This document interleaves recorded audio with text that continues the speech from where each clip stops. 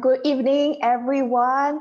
Welcome to our public forum entitled The Rape Joke, Are We Anywhere Nearer to Gender Equality? This is a forum organized by Democracy Academy of Malaysia and also Sisters in Islam. The purpose of this public forum is to analyze the root causes of the culture of toxic masculinity.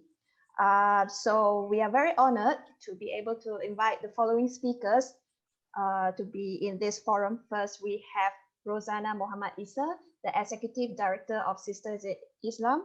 We also have Ivy Josiah, the former Executive Director of Women's Aid Organization. And lastly, we have Renmei Wong. She's a gender equality consultant.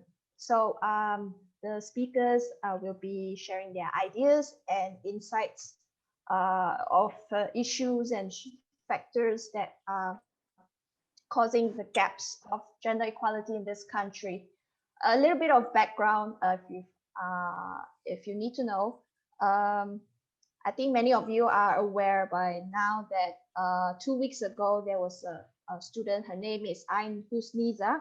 She posted a video on TikTok, which has now garnered more than 1 million views.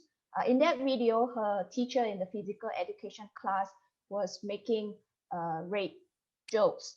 So the aftermath of the incident is that not only counselors in the school, but also we have Deputy Inspector General of Police, Dato' Akril Sani, Abdullah Sani, shrugged it off and then and commented that these claims by Ain Husniza are mere jokes or she's just being emotional. So this incident also just happened few days after when a report was published by Malaysia Kini.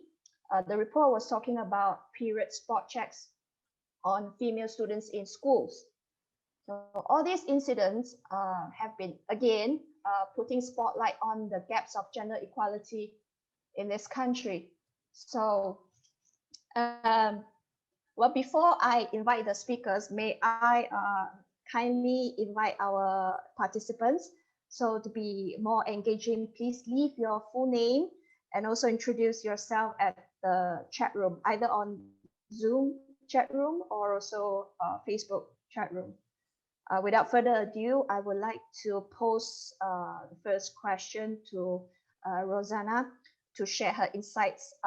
So how do you interpret the rape joke incident in the context of public and private schools? Is it particularly in Muslim community or is it happening in other communities as well?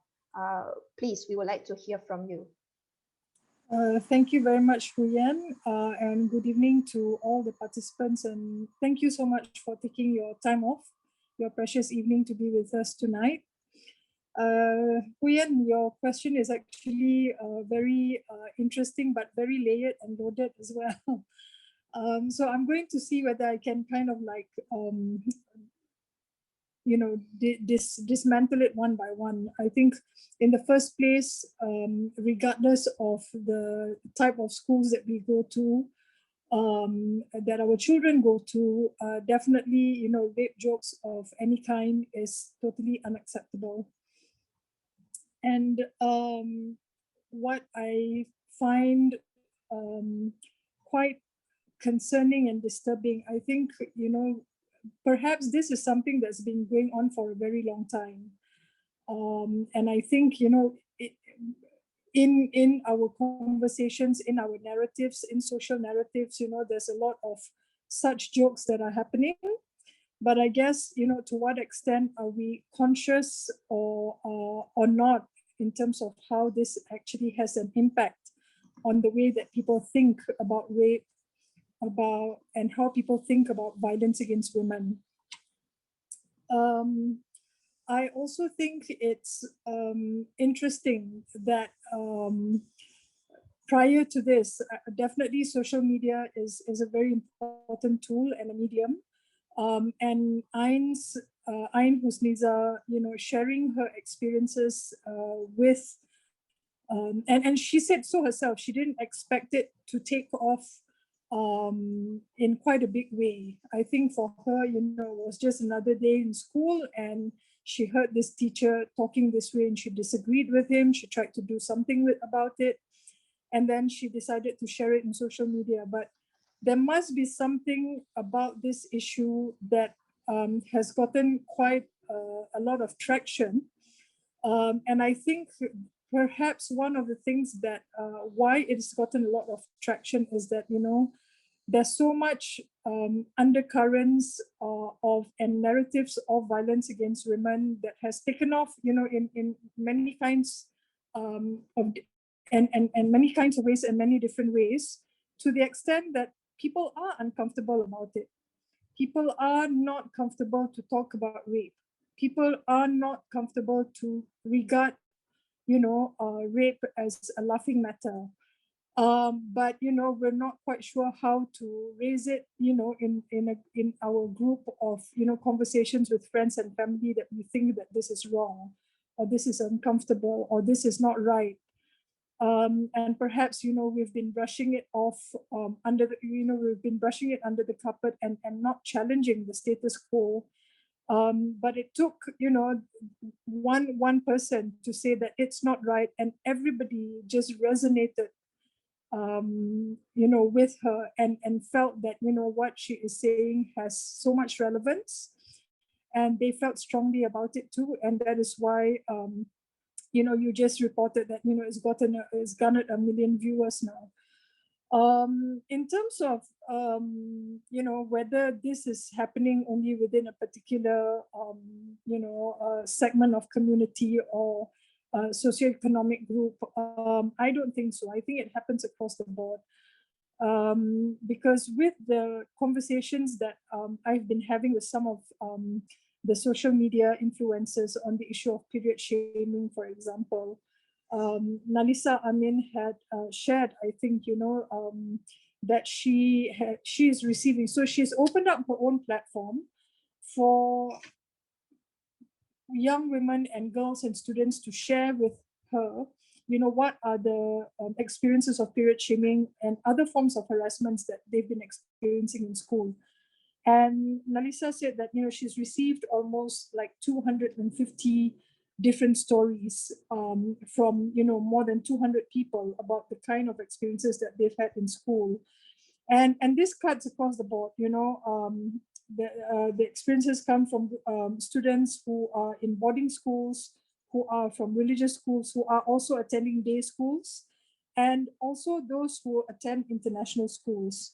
And while a lot of the stories, of course, are centered around the fact that these period shaming incidences happen during religious rituals, when the girls are expected to pray, but they can't perform certain rituals because of their menstruation, then, their word is not taken for, they're not trusted.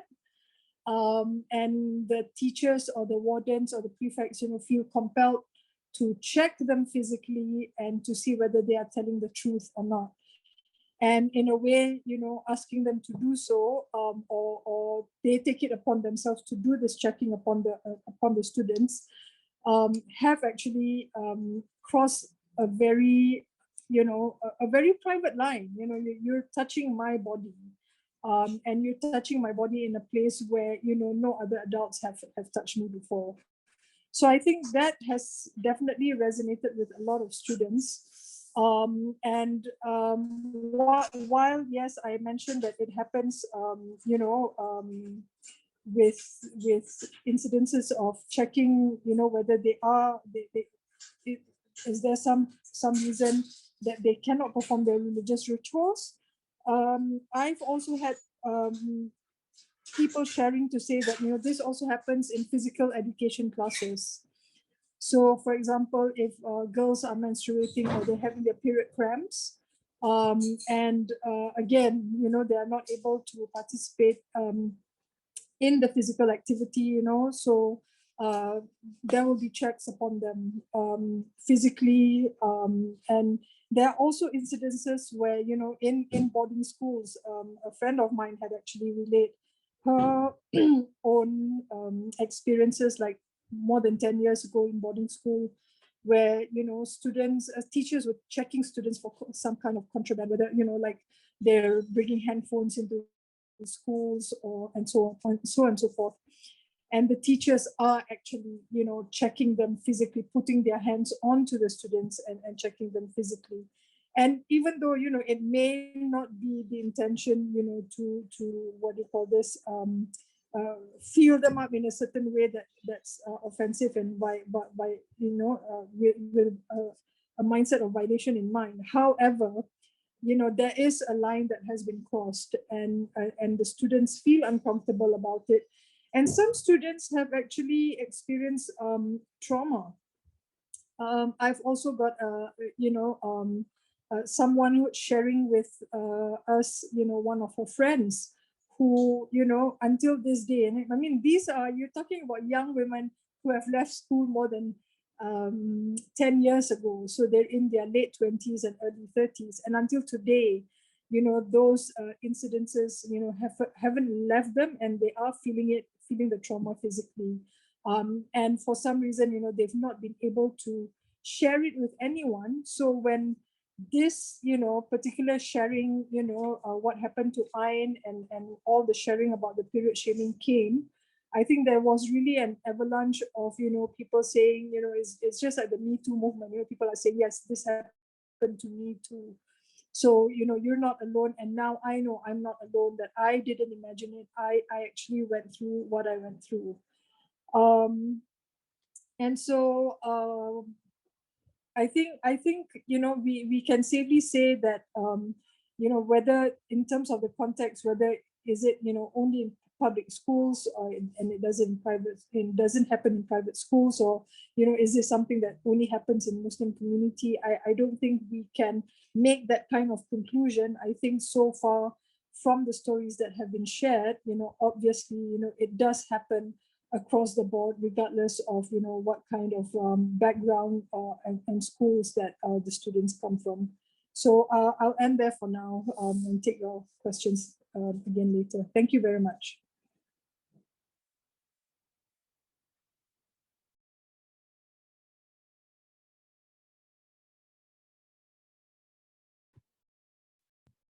We can't hear you, Yin. Unmute yourself. Right, sorry. Thank you, Rosanna. There's a great sharing and great insights from you, and the stories shared by you. Like you said earlier, it just took one person to say, and then the rest just resonate. It ripples out. So next, we would like to invite Ivy to continue to share more. So Ivy, your involvement with the shelter and hotline of Women's Aid Organization has given you plenty of experience to understand the nature of gender-based violence. So do you think verbal rape joke or verbal sexual harassment or violence will usually escalate into actions, and why? Please, Ivy. Thank you. Good evening, everybody. Okay. To answer your question directly, no. And I'll tell you why it doesn't. It means just because you make jokes about rape and so on, it doesn't mean immediately it translates into violent actions. But it does, however, create a culture of sexism, of misogyny, what we call the rape culture.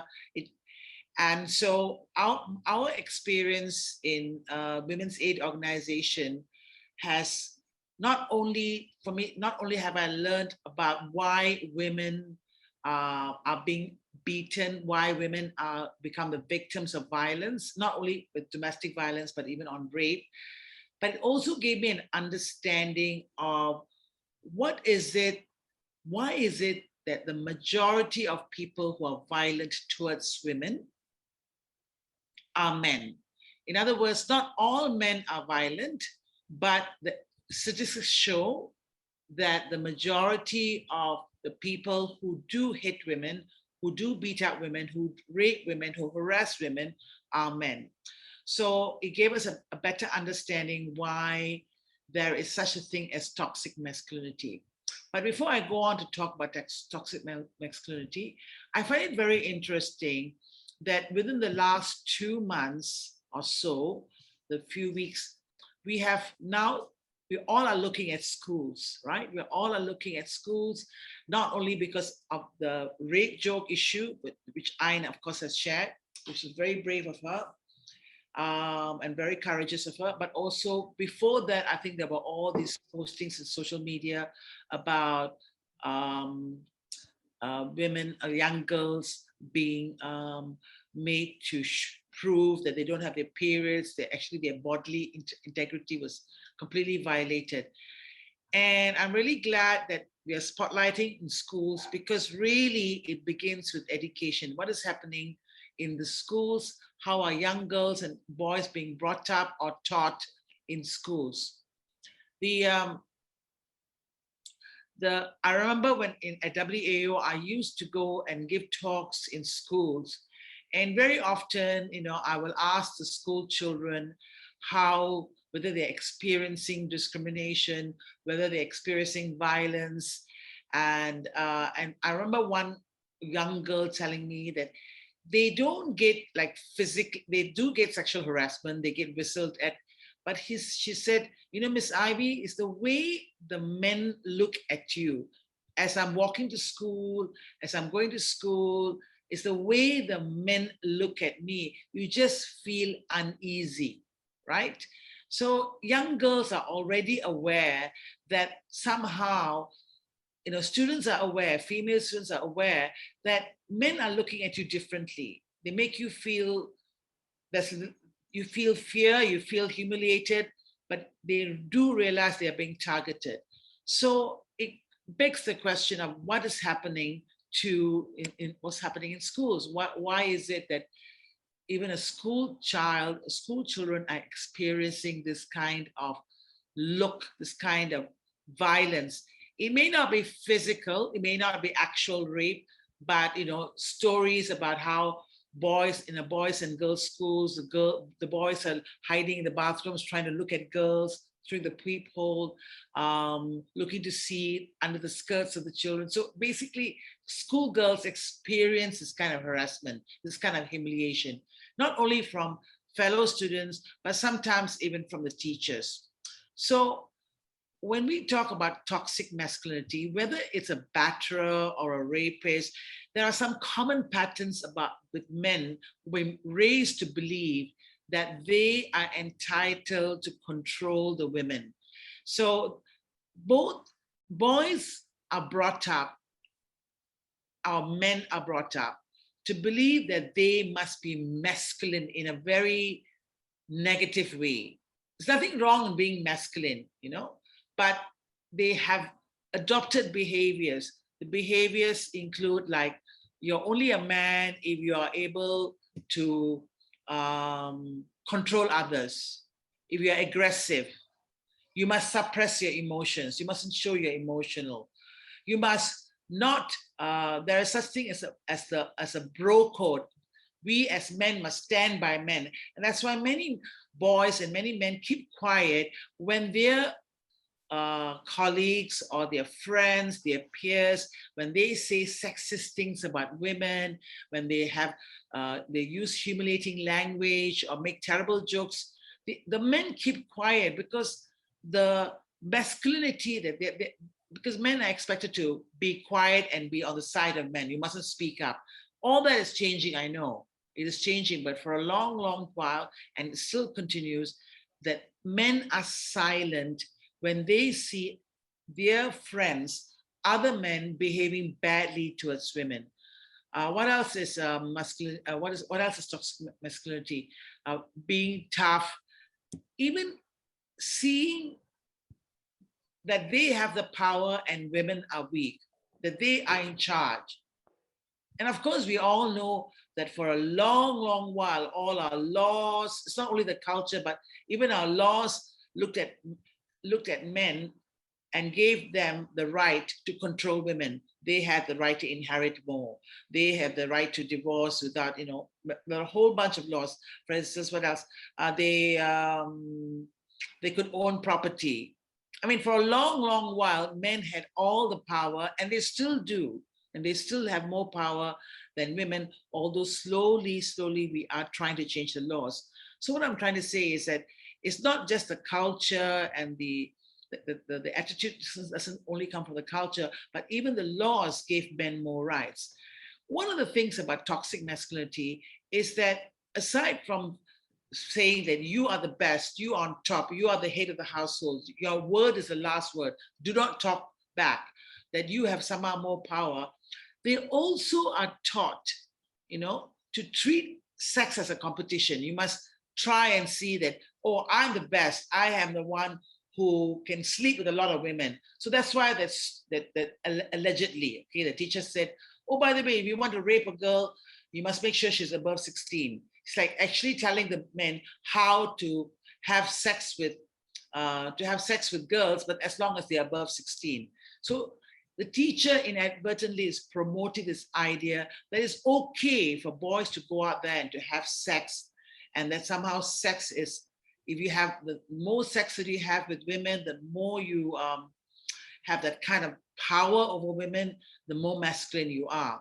So, and I think this kind of toxic masculinity is being taught not only in the schools, but also in the environment, whether we look at movies, whether we look at pop culture, and also in the home.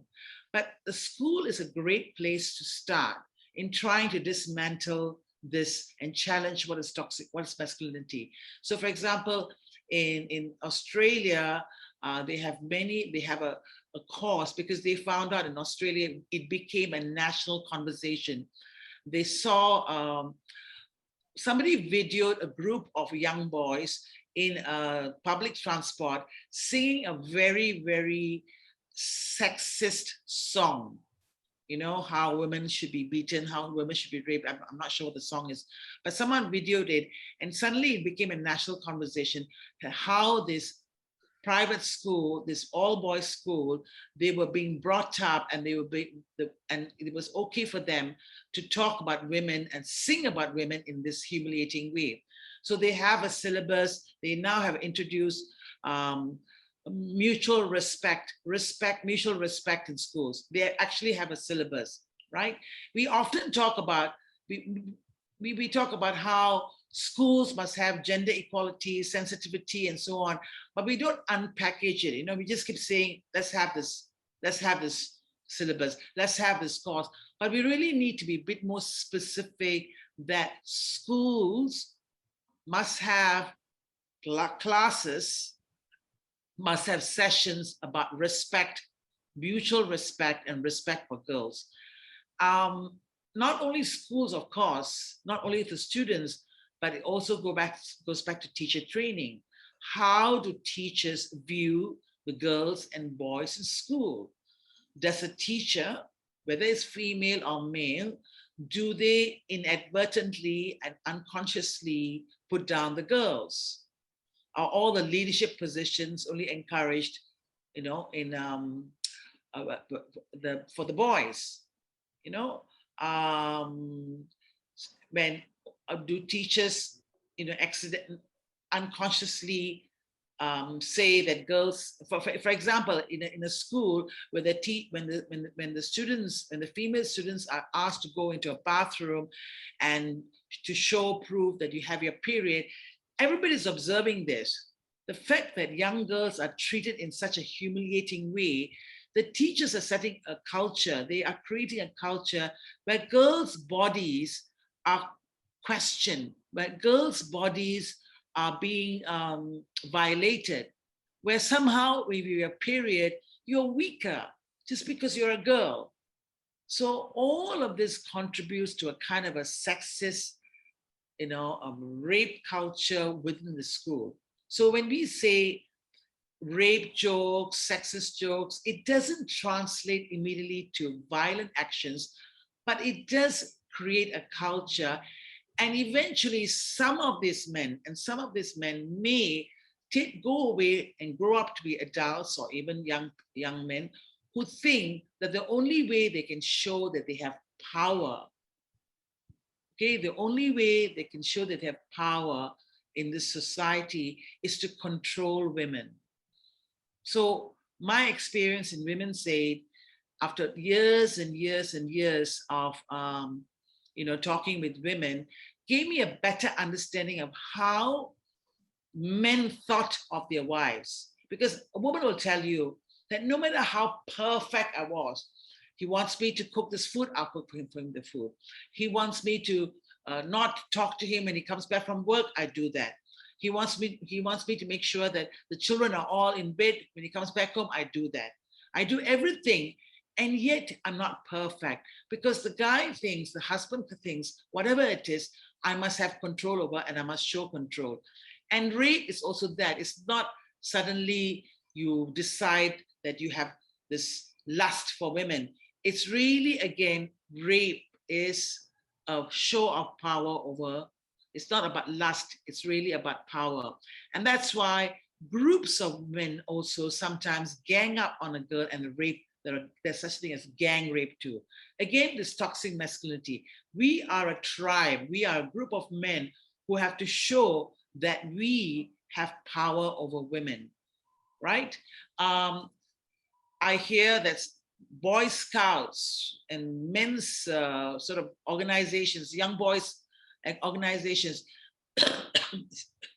excuse me, they got rituals where they have to show that they are macho, that they apparently there's one ritual where you belong to a team and you're asked a question, and if you get a wrong answer, your members of the team are beaten with a roll of newspapers on the shin, on the legs. So it's like, if you fail, if you let down the other men or the other boys in the team, this could be Boy Scouts or Boys Brigade or whatever it is, they beat them. So they grew up with this kind of a tribal attitude. Okay, so I think we really must tackle masculinity and change the syllabus and introduce a syllabus about mutual respect. I want to add one more last thing, and that is, Rosanna talked about, it's very difficult for girls to come out and say in the first place that they are being sexually harassed, that they were raped. I don't know whether you remember this, Rosanna. There was a time in WAO where we were very, very concerned about, rape reports. And we were wondering, there was no rape hotline in this country. Till this day, there's no rape hotline, right? And we actually set up a rape hotline. We took turns to person it, to be there for 24 hours, because wherever you go, when you go to Australia, especially in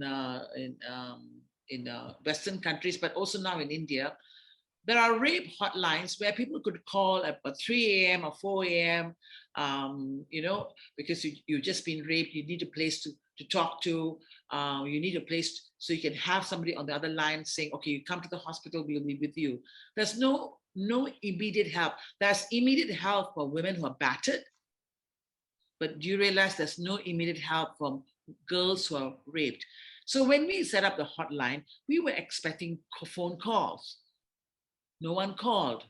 And yet we kept hearing stories about young girls who are raped.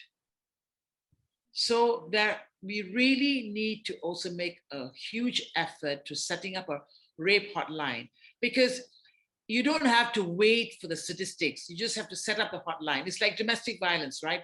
The year when we opened the shelter in 1982, the first phone call came, and the first year we only had about 10 or 15 women at the shelter, but eventually it became 100 women, more than 100 women, more than 1,000 phone calls. Once you open the lines, once you say, come to us, we'll be there to help you, I'm sure there'll be more phone calls. And that's why it's really important that the schools also do not see it as, oh, it's only one incident, because almost every survey shows you that there's sexual harassment. And we need to look at it as, this is violence against women. It's not only just domestic violence and rape, but it's also sexual harassment. So I think I'll stop here. I've said quite a bit. Thank you. Thank you so much, Ivy. Yeah, we look, just a reminder to our audience, if you have questions, you can ask later. But before that, I will invite our third speakers before opening to the floor. So if you have questions, you might have to note it down before the Q&A session. So we will invite our third speaker, Yuan Mei, to share her insights. So Yuan Mei, as a researcher in the area of gender equality and social science, can you share your observation on the toxic culture of masculinity in Malaysia? Please, Yuan Mei. First of all, thank you very much to Democracy Academy of Malaysia and Sister in Islam for organizing this panel and having me to be part of this. And for this tonight's discussion, I have prepared a slide presentation. So I'm going to share my screen with you. Am I sharing?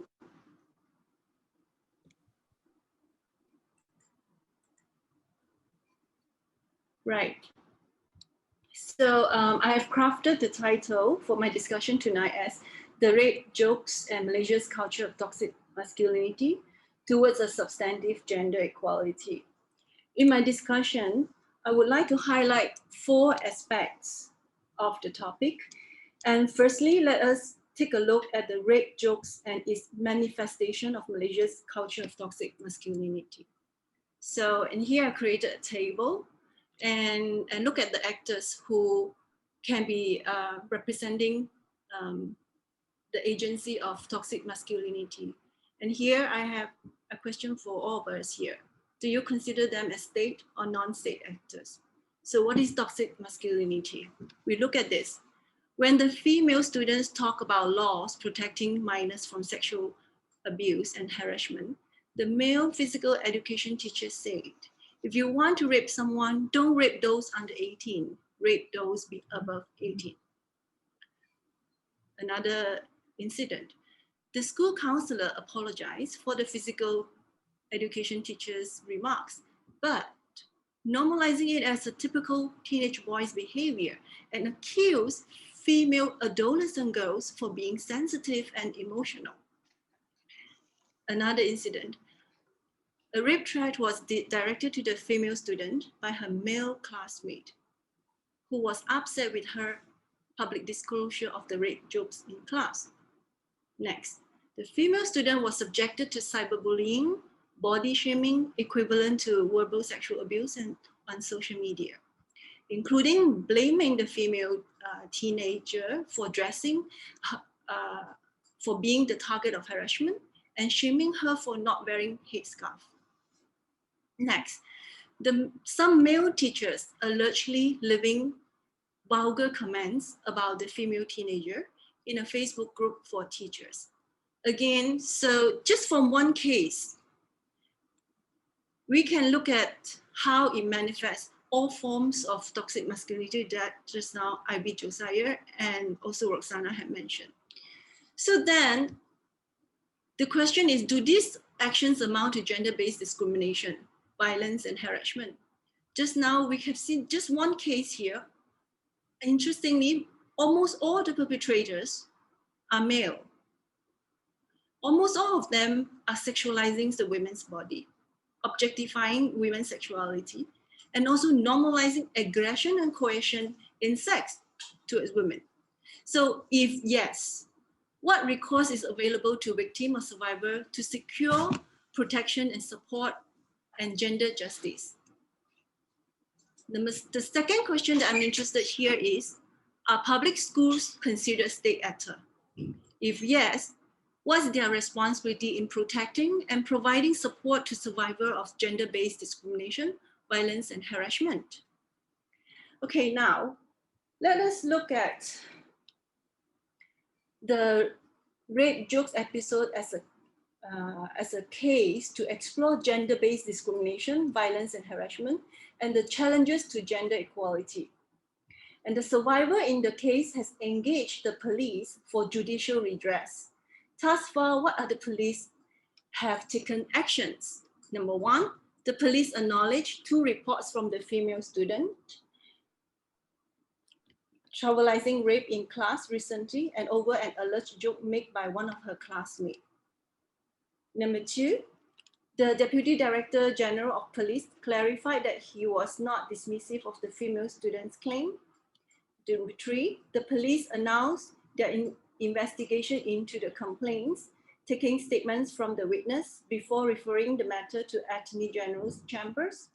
Number 4, the ministry announced that they would summon 2 news media for misinformation. And then the Deputy Director General of Police accepted media interview on investigation into the female student's complaint about a rape threat. And the last, so far, what have the police done? The police recorded the case as no further action against a group of schoolmates who allegedly made a rape threat against the female student. So with this, I would like to ask a question again. What is it that only the police is entrusted with the responsibility to tackle gender-based discrimination, violence, and harassment in this case? Given so, has it been effective? So, to answer the questions, I suggest we examine the matter from the survivor's point of view. And I propose to frame the issue with 3 key concepts: female agency, the state, and social media. So on 23rd April, just about 2 weeks ago, Ain Husniza, a female Malaysian secondary school student, complained about her male physical education teacher's rape jokes in public school classroom to the school counselor. Not satisfied with the response, she then discussed with her father and convinced him to support her to lodge a police report the next day. And then she tweeted it and later posted a video on TikTok. The video recounted the rape jokes made by the male physical education teacher in class and the counselor who pacified her. The school counselors normalizing rape jokes and the accusation about adolescent girls being sensitive and emotional. She then lodged another police report against the rape threat from her male classmate. And she confronted the hostile public treatments by starting the hashtag Make School a Safer Place campaign. So all these actions taken by this female student seriously are very good examples for us to see how female can exercise their her agency to make a difference. And here, look at all the informations on the right-hand side. She never stopped engaging the state agency. And here, we look at on the 27th April, Ain Husniza posted another video to TikTok and Twitter, demanded an apology and accountability. And she said, this is very important, we have to listen to her. She said, I'm still a child. Female students are still children. Boys deserve a better education. If you want to make a change, start speaking up when you see this sort of pedophilic grooming behavior by adults. She also said, do not let my fight be in vain. I'm willing to go through all this if it means no student will ever have to go through or feel that I feel right now. For our next generation, for us, make a ruckus. Okay, she did it on social media. What is my observation? This is what Hui Yan asked me. What do you think?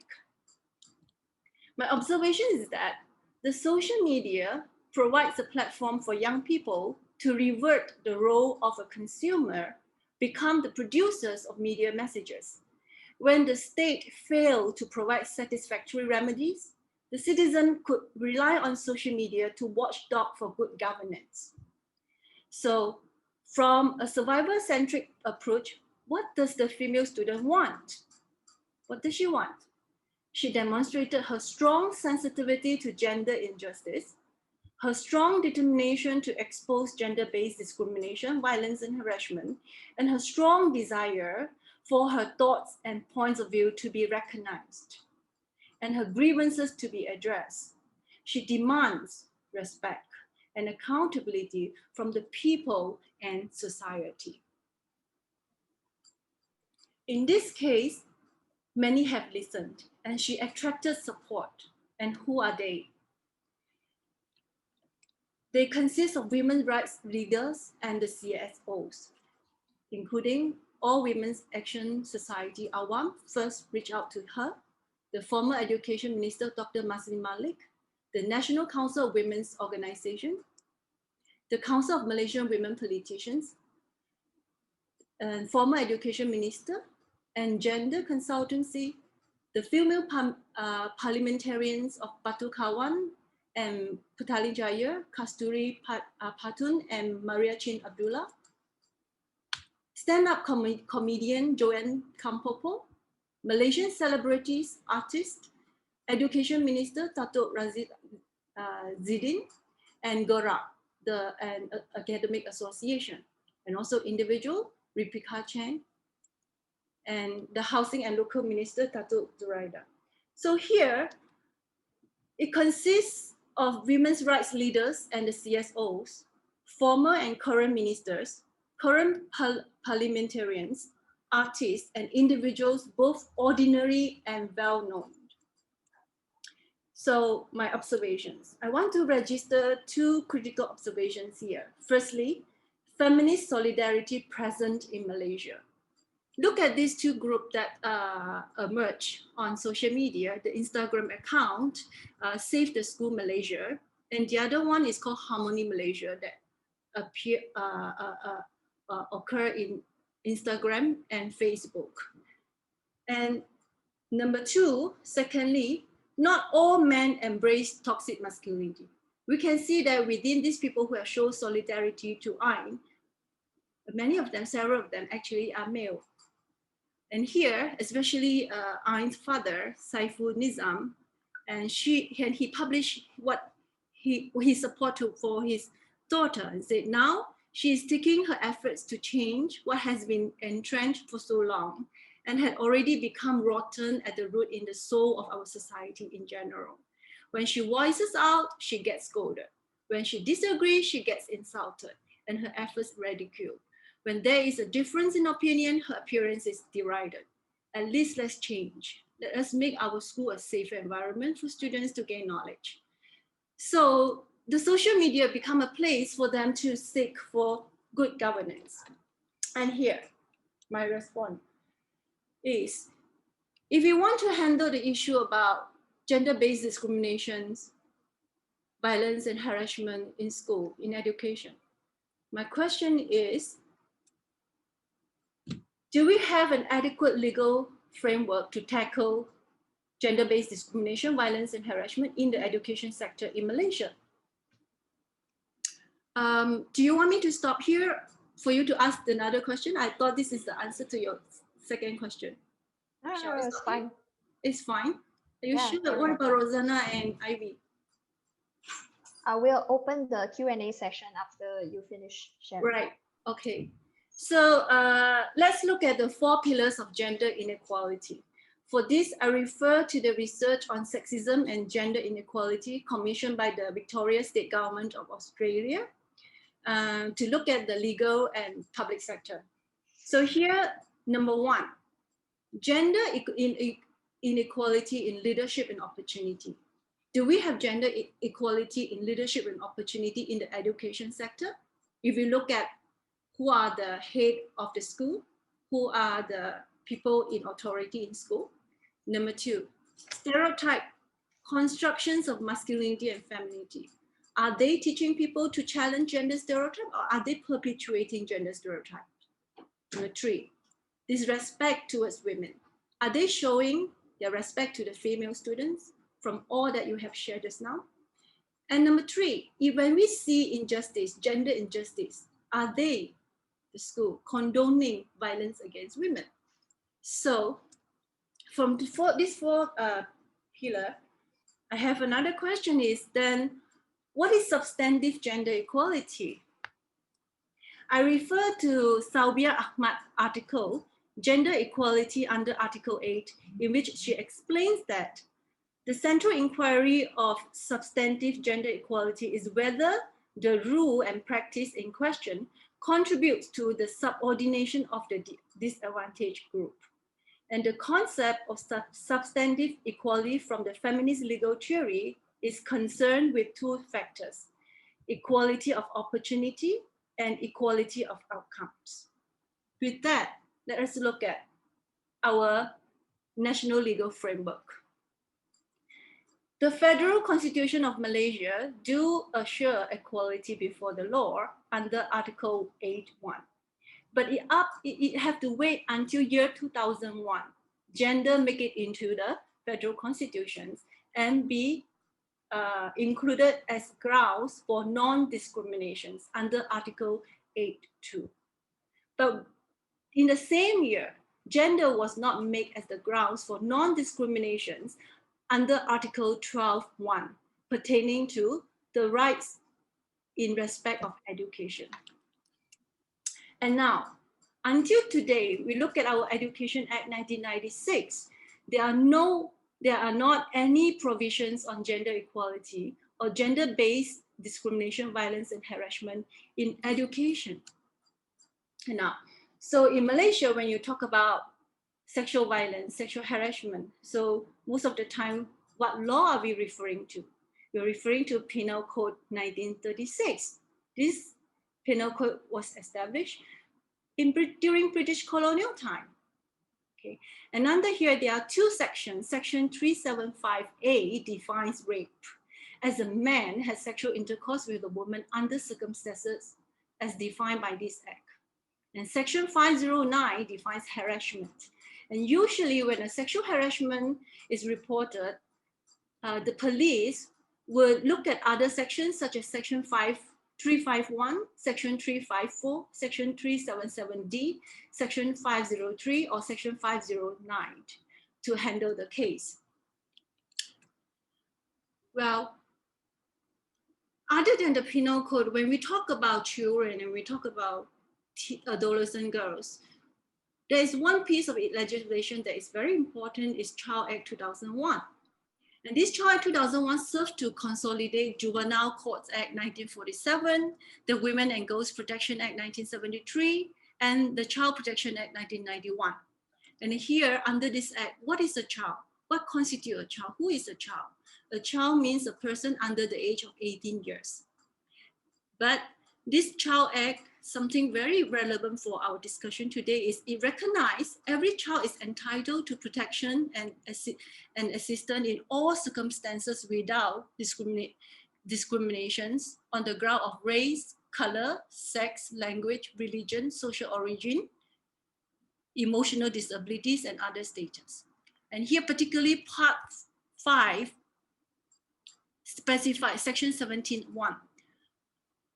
A child is in need of care and protection of sexually abused, if he has taken part, or sexual exploitation by any person for that person or another person's sexual gratification.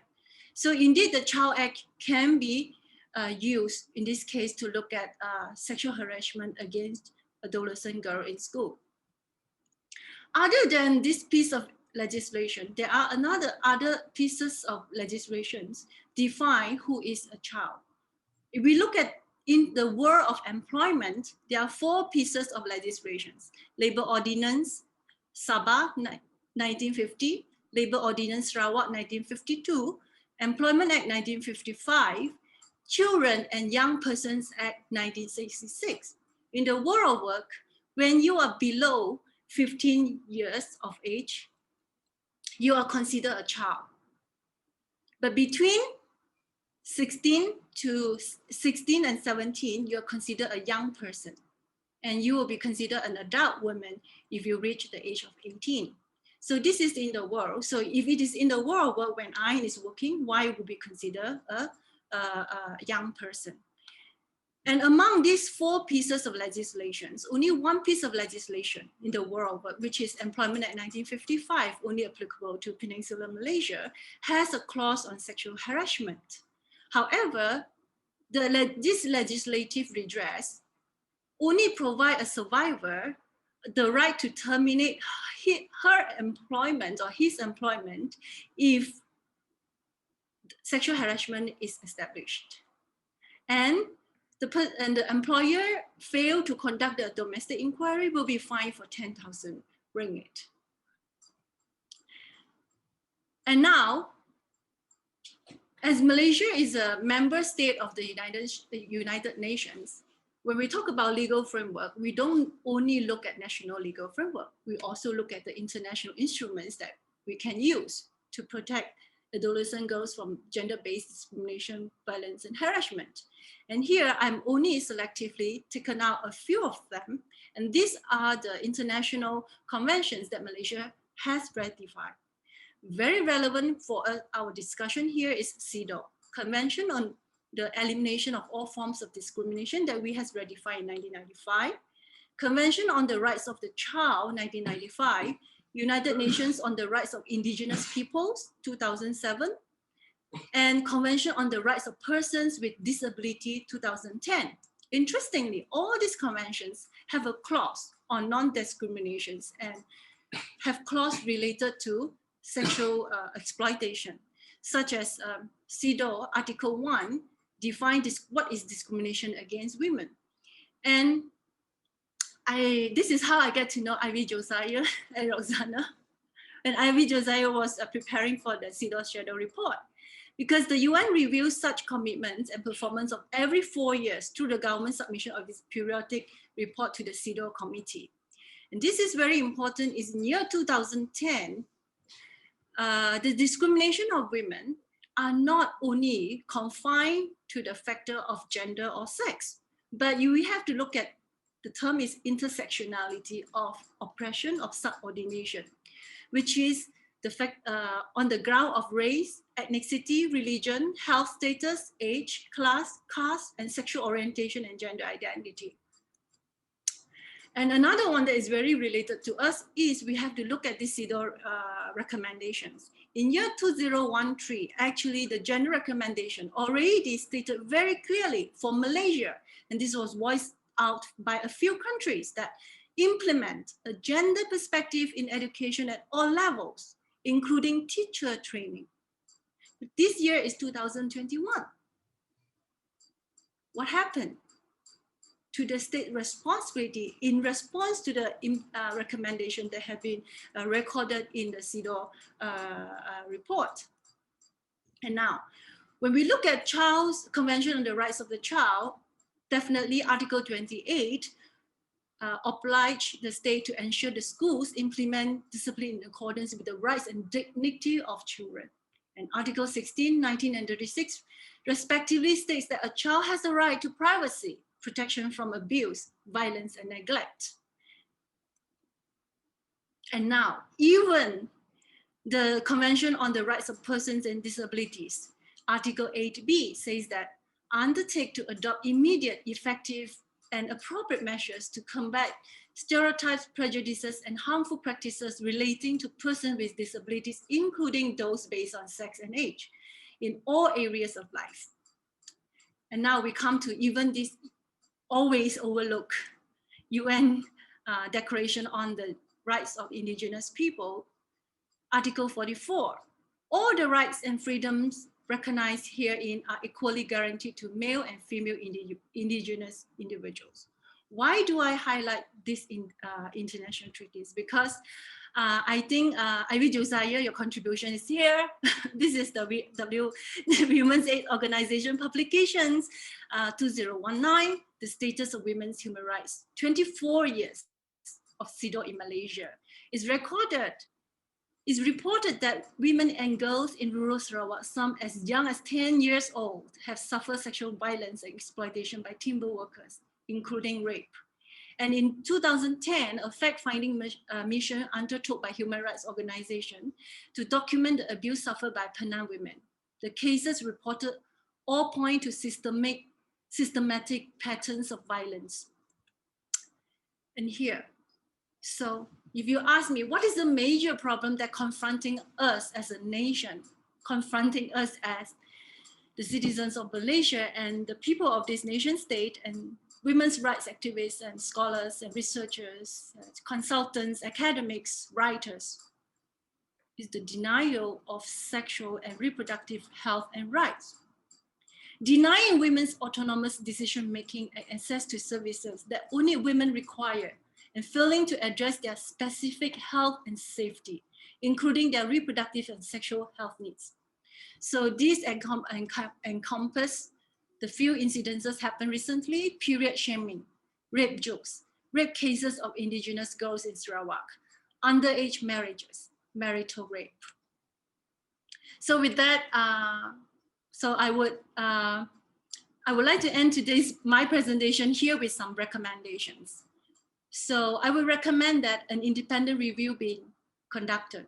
It can be commissioned by the police, since the police now is the entrusted entity to uphold justice using the penal code, or Ministry of Women, Family and Community Development, or the Ministry of Education.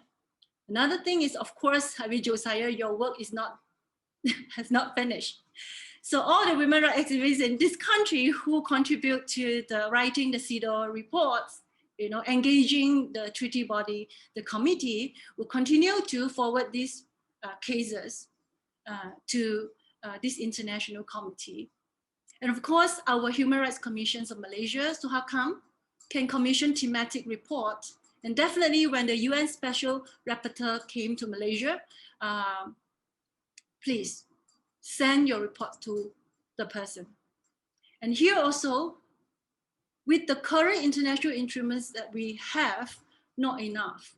If we really look at intersectionality of subordination and exploitation, I would recommend Malaysia to consider to ratify United Nations UNESCO Convention Against Discrimination in Education, 1960, International Convention on the Elimination of All Forms of Racial Discrimination, and ILO Violence and Harassment Convention 2019. Okay, with that, thank you for your time and attention. Thank you very much. Thank you. Thank you so much, Remy. That is a lot of important and useful information shared by you. Thank you so much. Yuanmei, I think you have already written the CEDAW report section for this issue for the next upcoming NGO Yeah, very schedule thorough. report. Very I know, thorough. I'm just looking for Congratulations. volunteer. Well done. I'm very happy to volunteer. It's 9:30. Okay, who's talking to us? Okay. Yeah, there's a... It's very thorough, very, very thorough. Yin, if I may, Yes. I just want to say, first of all, it's very thorough, and you have given us the legal framework and the policy framework. But right now, when the teacher says, hey, if you want to rape, you rape women who are above 18, or the teachers who go around looking at women's bodies and girls' bodies and saying, and violating girls. Not all of this is not against the law, right? It's not against the law. They haven't committed illegal action. What they have done is they're committing acts of humiliation. They're committing, they are perpetuating this stereotype. They're treating women, young girls as inferior. And Ain, during her interview on Consider This, the moderator Sharat Kutan kept asking, so do you think it's the boys and is to be blamed that you have all the sexual harassment and this kind of terrible behavior? Is it the boys to be blamed? Is it the men who are to be blamed? And she's all about 17 years old, and she's so wise when she said, it's not the individuals, but it's the whole system. It's a whole public education, it's a whole education system that is teaching boys and allowing for teachers to perpetuate this kind of culture, right? So I think for us right now, while our laws are very important, not much is being done to tackle the culture, that kind of culture which is sexist, the kind of culture which puts down women. And that's what I think is very, very urgent right now, is to tackle the kind of culture in schools by the teachers, by the whole system, which again then influences the boys and girls in school, and especially the boys, and gives them the wrong messages that somehow they can get away disrespecting girls, that they can behave in a terrible way. That's all I wanted to say. Roxana, do you have anything to say? Because on this ground, it is not sexual harassment, but it is harassment, and also about sexist remarks.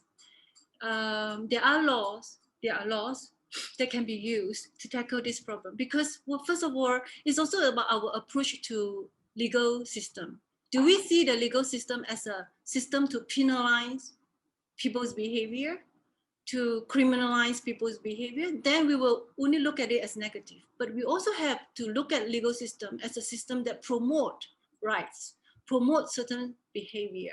And on this, I think it's very similar to what the women's movement in Malaysia have done.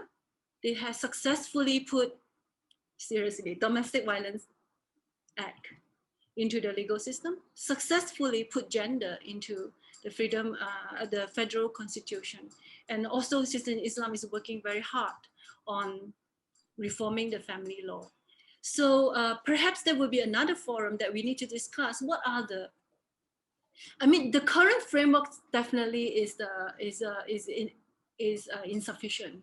So we need to talk about freedom of expression. What kind of freedom? What about sexist remarks? What about verbal harassment? How far we can tackle it? The penal code have some sessions can be used for harassment, but it's not in the philosophy that that the freedom of thought and freedom of expression, people will talk about it.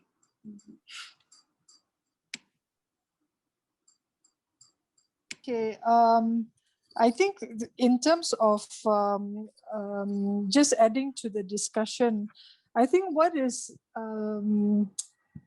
important and interesting also to remember is how these are also happening amongst young students. You know, so we've got a situation where the teacher in class is having a conversation with the students and normalizing certain, you know, attitudes towards women and girls, all right, which is clearly problematic. But there isn't, you know, what do you call this, kupasan lah, you know, about that. But it really is a matter of seeing an adult saying something, and it is being normalized within the classroom situation. And the boys then, you know, in the situation of Ain Husniza, her classmate basically had told her and make, you know, certain threats, to which she had taken action on. Immediately she had gone to the authorities to say, okay, I'm filing a police report. But what was interesting was also to see how when Ain Husniza's father, you know, he shared on social media, and the family of that boy, you know, had come to the police station to respond to the police questions and so on. But what was interesting is to see, you know, how the parents themselves, you know, could not have thought that their son, whom they thought they knew, had engaged in conversations that were threatening to his own classmates. I think that is something that's interesting to observe, because obviously, you know, all of us and young people and children, you know, all of us are actually very, very exposed. All of us are exposed, you know, whether by virtue of, you know, the social narrative that we are engaging in out there, whether, you know, it's something that we're hearing and seeing on social media, that you know, there seems to be this kind of, you know, we're just saying it because it's out there, and nobody is objecting to it. Nobody. So like you said, you and me, like maybe, yeah, you know, there aren't any sexual harassment laws in place at the moment, but you know, what form of harassment do they actually amount to, and what kind of actions can we actually take place? And I think at this point in time, you know, we do need to look at, one, the legal framework. There's all these laws and policies that we can actually look at. So you've done a very, very thorough job of looking through, you know, what is the national legal framework that we have. But I think what is also important is to see what is it at the policy level that we have gaps, that are gaps, that is not speaking to uplifting these laws, that is available in the national legal frameworks and international legal frameworks, but somehow we're still not pulling it down to our everyday policy level, where for example, just to have a policy that says for teachers, it is not on for you to actually make rape jokes specifically like that, in that way. Very specific policies on it is not allowed for you to do period spot checks. Period spot checks are not allowed in schools. I think these are some of the things that we also need to, how do we bring this very, very specific incidences of shaming, of harassment. How do we actually make them bring them into the policies of our schools, the policies of our universities? Because don't forget, these are not just happening in our schools, but they're also still happening within our universities as well. Those were the sharings that were shared with us to the work of Nalisa, Amin, and so on. And I think we really need to be able to address this on the levels of laws, the levels of policies, at the same time what Ivy was also saying about at the level of culture. Because it really is important for there to be really good examples of men, good examples of leaders who don't say things that other than people then say, kalau ketua sudah cakap macam tu, then no problem for me to say and do it as well. I mean, let's take the example of Donald Trump. Remember at one point he was saying, like, I grabbed her by the word, he was using the word pussy. I grabbed her by the pussy. That was how the extent of degradation against women was so normalized that it was actually being spoken about publicly by someone. I think it was the candidate at that time. Was he the candidate, or he was already the president of the United States? Candidate. Yeah. He was a candidate, right? And I think, yeah. And there were objections. I think there were objections already to say from within the Republican Party to say, oh my God, we're going to have such a person to be, the president of the United States. But and we can also, look at and perhaps look at the kind of degradation that have been have been carried out by our own leaders in parliaments. Remember, Ivy, at one time, they were talking about, oh, look at this parliament, bocho, they were using that word bocho, and it was in references to, like women's menstrual cycle. Remember, and that we were objecting at that point. So, we actually have, leaders at the MP level, at the representative level, at the parliamentary level, who have this kind of language. So are we then surprised, actually, to see that, we have teachers talking that way, and of course then their students will also adopt that kind of language and narrative that is very harmful, not only to the women, but it's actually harmful to themselves as well. So I think, definitely, I think what this session has revealed to us is that, that there's so many levels that we need to address this. And I really also particularly like how you had actually put, the actor, the female agency, Ain Husniza, and the women who are affected in all these cases of period shaming, like to what extent they have taken some level of agency within themselves to raise their voices, to speak out. But, I think that whole thing about what you said about holding accountability to the people who are in governance. Now, how do we do that? Okay, so I'll just end there. Thank you. Thanks, Rosanna. Mary, you have a question? You raised your hand. Mary Dariam. This is our guru lah.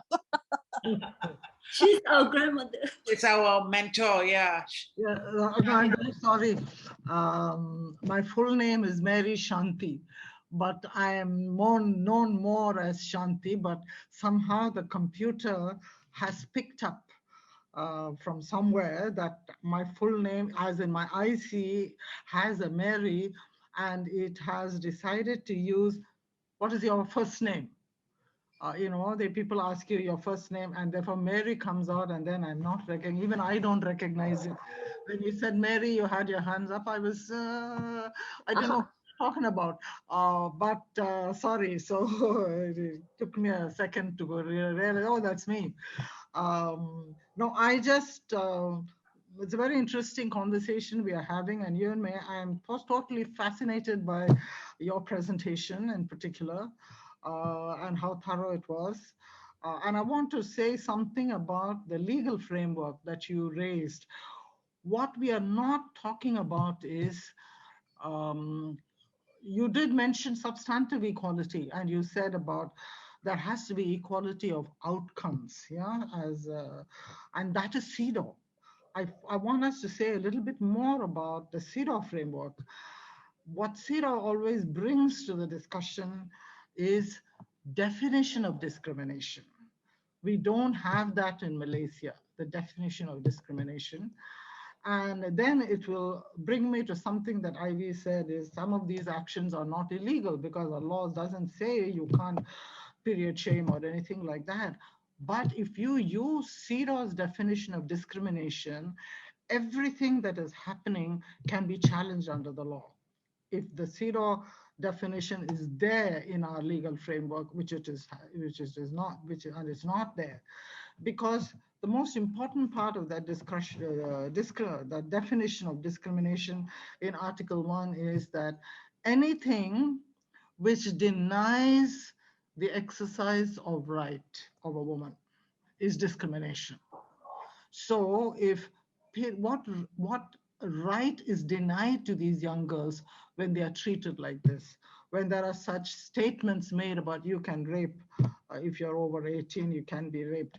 What right is denied?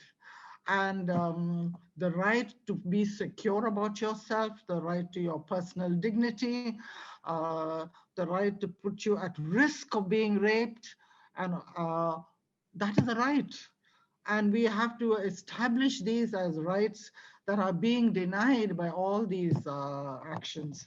So it's not just prohibiting an abuse as such that becomes discrimination. It is also denying the exercise of rights. So whenever there is an abuse, we have to immediately ask the question, through this abuse, what right has been denied? And name those rights, and then demand and claim those rights and say the law must provide for this. So CEDAW has to be interpreted. The articles of CEDAW have to be interpreted as widely as possible. And what we also need to talk about a little bit is not only the sexual harassment bill that is in the air and about to be tabled and so on and so forth, but we also started a gender equality bill through the Kementerian Wanita. And some of us spent hours and hours with the Ministry of Women drafting this gender equality law. But with the Kementerian decided that they will put it on hold and work on sexual harassment law. But then even that is now put on hold. So the gender equality law has been put on hold. And what we were trying to do in the gender equality law is to somehow address all the gaps in the law that we are talking about, and to bring in clearly a CEDAW framework, and to put, and the question that you raised about not just discrimination should be in the legal framework, but also to promote the right to equality must be in the law. And that is what we were trying to do in the gender equality bill. that we were drafting to promote the right to equality and to put in place obligation for positive duties of the establishment. And I have this example that I try to tell them. For example, Belgium, when the Fourth World Conference on Women and the Beijing Declaration and Platform of Action was declared, and state governments, member states of the UN were asked to implement that Beijing Platform for Action. Belgium put in place a law that obligated the government to allocate a budget for the implementation of the Beijing Platform for Action. So that was a positive duty, not just punishing someone, a perpetrator for an action, a wrong action, but compelling a positive duty to make things happen, to promote equality, to promote rights. So if we use the CEDAW framework, then the law must also do that. Promote rights through positive duty, establishing positive duties. And these were the things we were trying to put into the gender equality law. And so we said it has to be CEDAW compliant. And we had long hours of discussion. Every Friday, we were doing this once a week in the Kementerian Wanita from 9 in the morning to 4 o'clock in the evening. Every Friday we did this. And it took a lot, and we had to really argue a lot about this, put in place a lot of examples where if there were positive duties, where else do we have examples of that in the law in other countries. But unfortunately, everything is on hold. So even the culture is addressed in CEDAW, that there is an obligation to create a positive social and cultural environment for the promotion of women's right to equality. Article 5 of CEDAW has that. So all these things, they need to be brought down to the level of operations. How do you operationalize Article 5 of CEDAW? And put there too, there has to be positive obligations of the state to promote a culture that is conducive. So if some of the things that have happened in school is antithetical to a positive culture to promote the right of women to equality, if we have been able to absorb the principles and provisions of CEDAW into the gender equality law and give that gender equality law preeminence in the hierarchy of laws in Malaysia, it has to override other statutes in the country.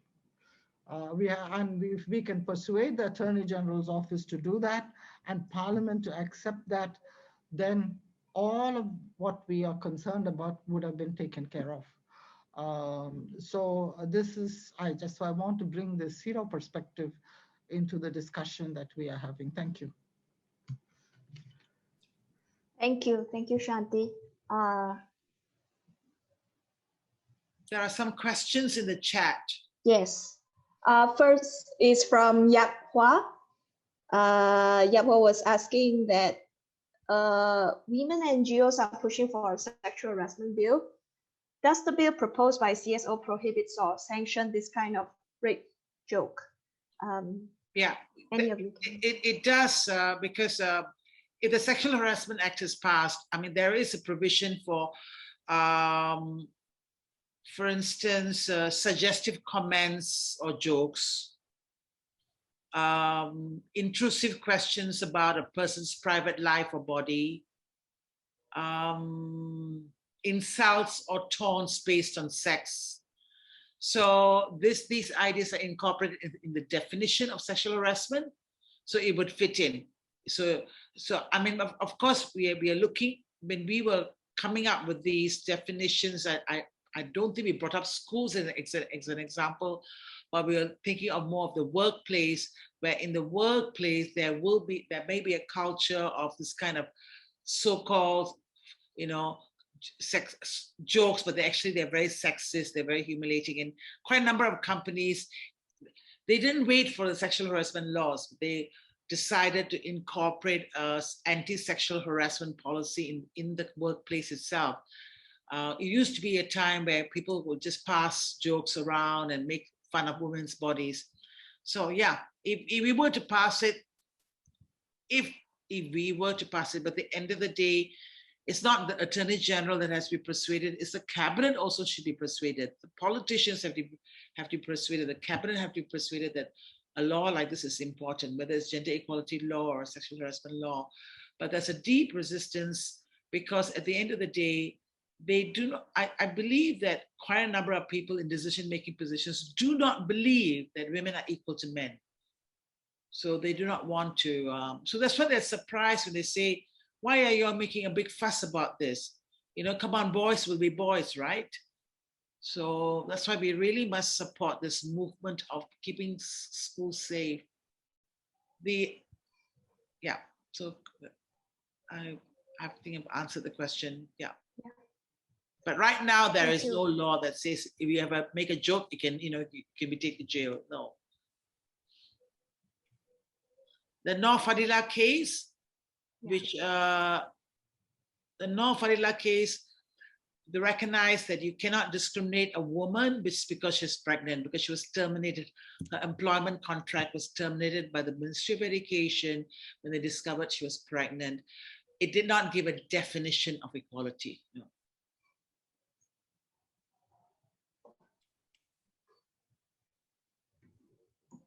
Okay, thank you, Ivy. I see that.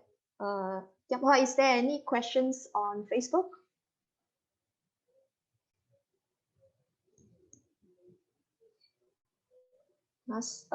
So we have audience from Facebook. There are few audiences from Facebook commented. I'll just have a quick read through so that everyone can have a go on like what's happening on Facebook at the same time. We have NTO commenting that adding on about inequality between men and women. If a Malaysian woman gave birth overseas, the child follows the citizenship of the father. And when a Muslim man is allowed to have 4 wives, there's already clear inequality. As for non-Muslim, it is more acceptable for a married man to have a mistress or 2 than for a married woman to have 2 men. So this shows that man is more than a woman. So this is from NTO. And we have...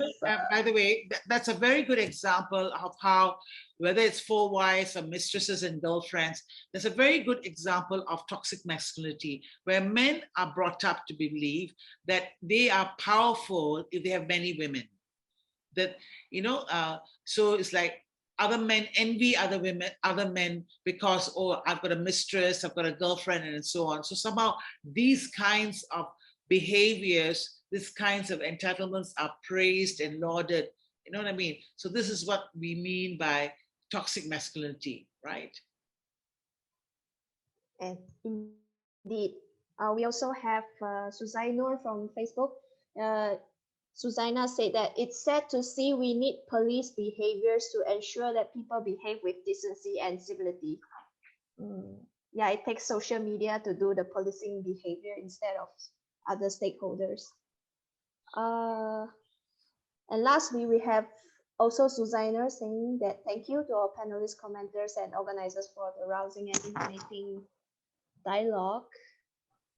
Moniz from Facebook gave a number of recommendations.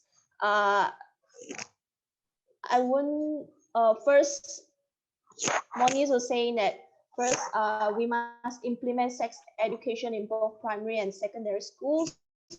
We also need to introduce special parenting programs for new parents. And thirdly, we have to eradicate patriarchy. And fourth, embrace social norms, which everything starts with parents. Good parenting helps to develop a good mental and physical health of a child. I hope the younger, newer generation adapt to the new parenting environment, which help to lead me to the question. Next question will be to all panelists. What do you recommend? How can we realize gender equality in education sector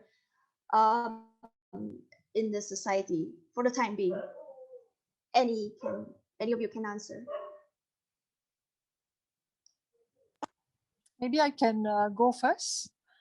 So I think, I think it's great that, we're at this particular point of, talking about this, and it's just so interesting that the two issues of, the rape jokes and the period shaming actually came in, almost, one after another, and it focuses, the spotlight is actually on our education system, but inadvertently, I think we also need to look at the larger picture of our social narratives.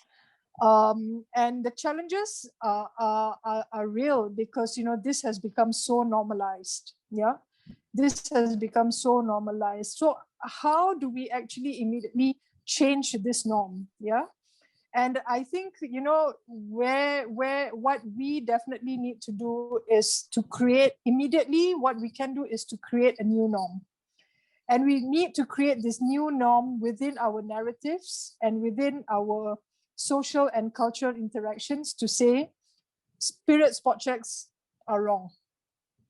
They are unacceptable, and they are a violation to the bodily rights, integrity, and dignity of girls and women. All right. And then another thing that we also need to talk about is actually this whole thing about religious policing.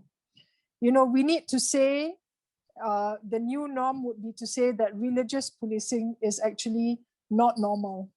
It is actually a very, very violating act upon an individual. And the thing is, this religious policing is not just limited to the period spot checks that I was talking about that happens in, when you're checking on religious rituals. But, it's very real. It's happening within our society in terms of, whether men are going for prayers, for Friday prayers, that's one. Whether what do you call this, women are, if they have menstruation, or older people, if they are not well enough to fast, then if they are eating in public, then this is totally unacceptable. This is what we're saying right now. And there's all these, what do you call this, policing by not just religious authorities, but also people as well, the public as well. I think there was a video a couple of days ago of this, there were 4 women, they were in a warung somewhere, they obviously, were not fasting. And there was this one woman who took it upon herself to police them, to say that, you are doing something that is wrong, you're not supposed to eat during the fasting month, and blah, blah. There may be reasons why they're not fasting and why, they have to eat. And the thing is, it's really none of our business. But, this whole thing about religious policing is really taken, it has taken too far, where people already feel that it is incumbent upon them, to point out publicly that I find what you are doing is offensive.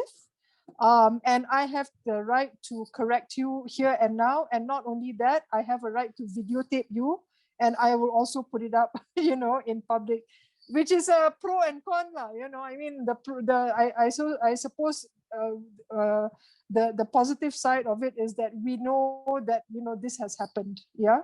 And it's not something, like the period shaming, to say that the period spot checks, to say that, oh, we've heard of it, but, did it really happen? Nobody came out to say anything, So this whole idea of religious policing within our society, within the Malaysian context, is something that we really need to push back. And we need to push back in a way that, tells people to say that, you cannot police me for what I say and what I do, and whether, how I practice, my religious ritual. If I say I cannot, you have to take my word for it. Why is it that you feel that, you think I'm lying, and you think you have the authority? You're giving yourself, these teachers, these wardens, these prefects are giving themselves authority to violate another person's body. I mean, like, how did we get to this stage? I think this is something that all of us really need to interrogate. What is it in our culture that has gone on for so long that allows, public people, the public, orang awam, to do this upon another person? Yeah. So and the other thing is, the thought and act of religious policing, people don't realize that it is actually a very poor reflection of the appreciation and understanding of our own religious beliefs and values. Yeah, that what is more critical and valued are the rituals itself and the performative aspects of Islam and all other religions, but in this case, Islam particularly, rather than the teachings of treating someone as human beings of equal worth and dignity. Yeah. And so these are the other thing I think is also the issue of, when it comes with religious policing, I think the issue of authority also comes along with that. It's one thing having to deal with religious authorities institutionally, because there is authority given upon them, rightly or wrongly, whether we agree, the kind of policing that they're doing or not.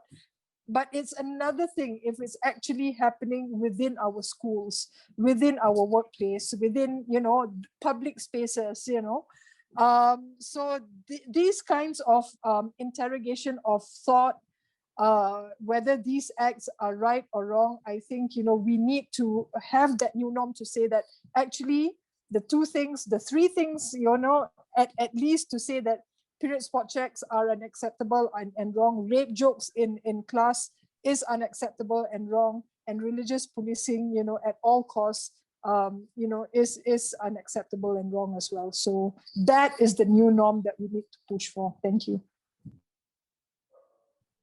Thank you. Thanks, Rosanna. Huyen, can I quickly respond to the question raised by Robert Nicholas on Facebook? Hi, Robert. Thanks for coming to this panel. And I think you're very concerned about whether just talk about the law reform is good enough, and your preference is to have grassroots movement. Well, I have to clarify that in Malaysia, from our experience, actually it's the other way around.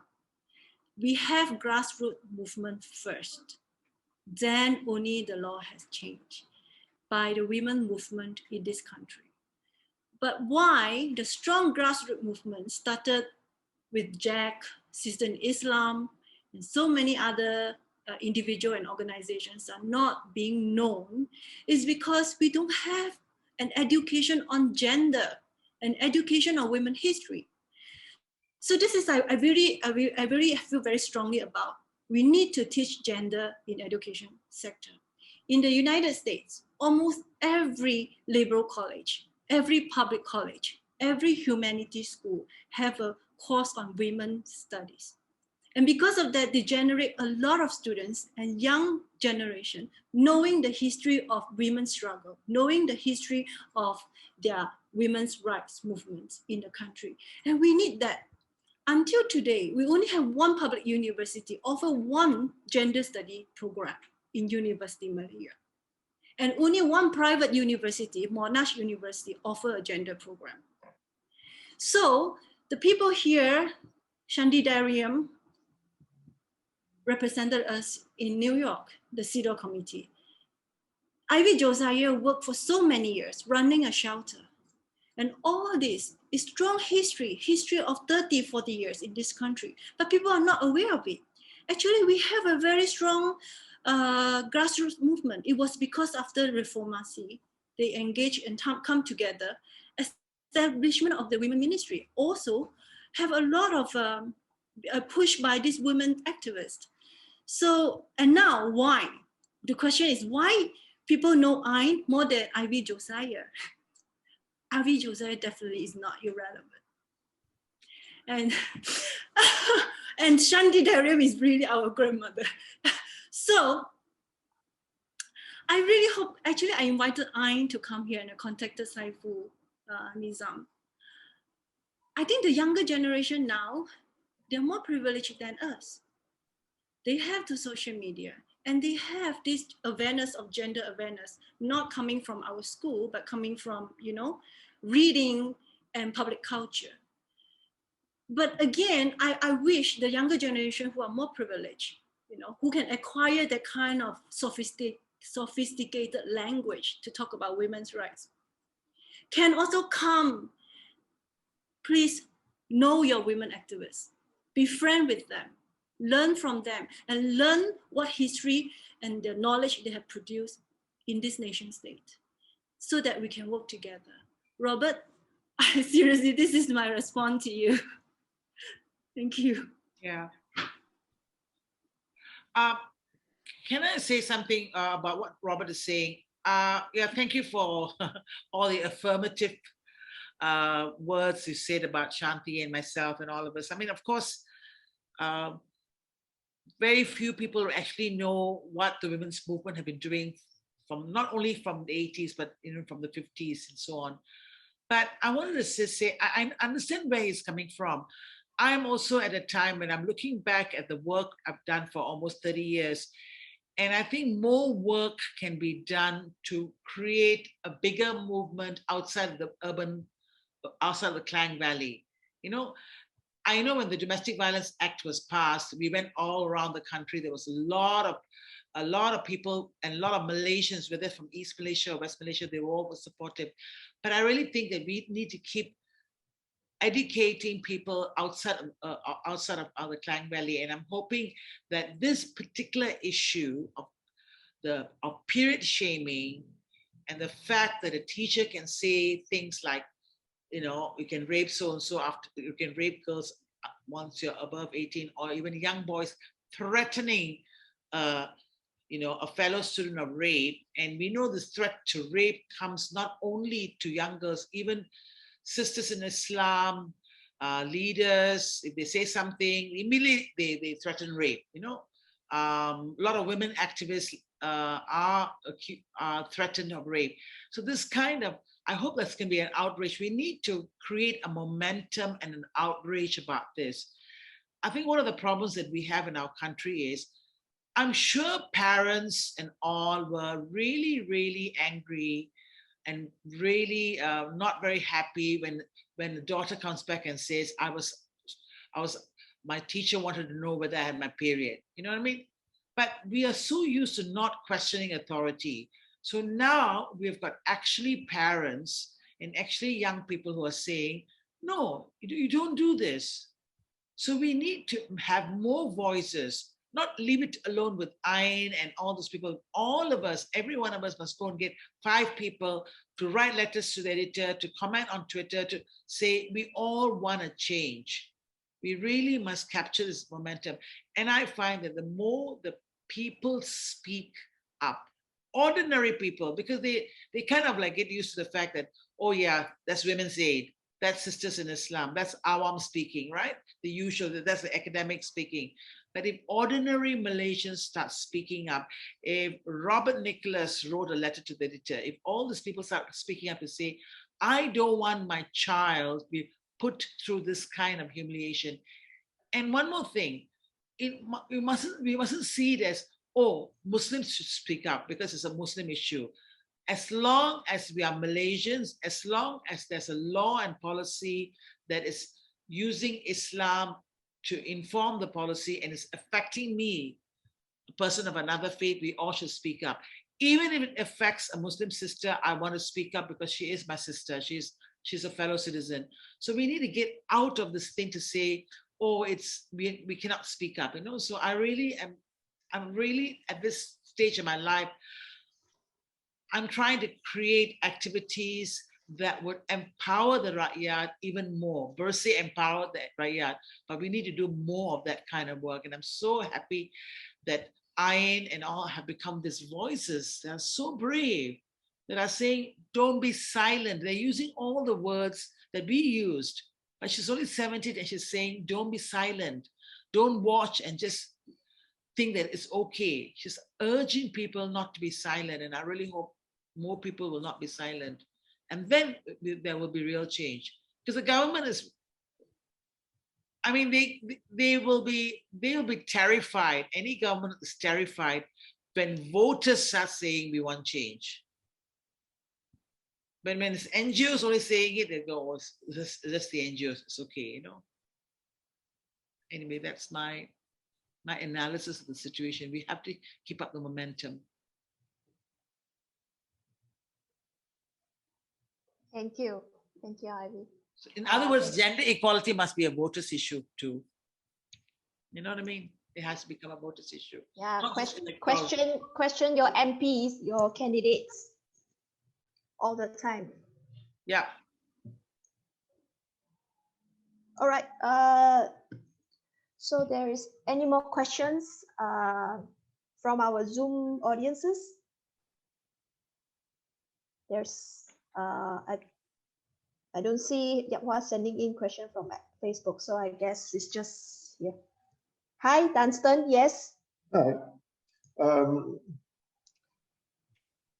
don't know how to say this, but I find that this discussion is very, very complete and all that, right? But there's something which I'm a bit disturbed at the kind of a local level, so to speak. I think what I feel is that there is a general acceptance of all this heinous behavior, not only by men, by women as well. Now, I used to live abroad for a long time. I came back 30 years ago. When I first came back, and I attended a talk, a kind of a big meeting, where there were blue jokes and sexist jokes being told all the time, right? And then they all laughed. So I turned to some of the women who was beside. I said, "Why do you laugh?" Then she said to me, "Ayya, why are you so fussy? It is only a joke." Now, the strange thing is, this I heard 30 years ago. Last week, I heard the same statement almost being repeated by somebody else. You know, why are you so fussy? I mean, this is only a joke. And I feel that one of the biggest problems we face in Malaysia, right, is that the population accept this obnoxious behavior. Not just men and women. They just say, it's okay, you know, and they do not see that their acceptance of things would relate to serious crime. And so what you guys are trying to do is great in the sense that you talk at the kind of a legal level and all that. But I really feel that we need to work at the grassroots levels where the ordinary people who never read a book in their life, right, find that certain behavior is unacceptable. And to me, it's a shame up to now. I mean, this is something which happened 30 years ago, that in the meeting, one person stood up, all right? And that was an English lady. And this is a meeting of about 40, 50 people. And none of the Malaysians said anything. They all laughed. And I didn't have the courage to walk out of the meeting at that time because I was new in town. But I find that this kind of cultural acceptance of this is still quite prevalent, you know. And perhaps when you can bring this issue up at the legal level, then hopefully it permeates down to the general population. That's why just now Ivy talked about culture. I think that's precisely what it is. It's a culture, right? It's a culture of acceptance of wrong practice, and we think it's okay, and we think it's not going to affect us. And that's my view. And I really hope, I'm a writer, I write, right? So I tend to write about values like that, which I feel that perhaps, anyway, I'm going to write about it this Sunday. So let's see what's going to come out of it.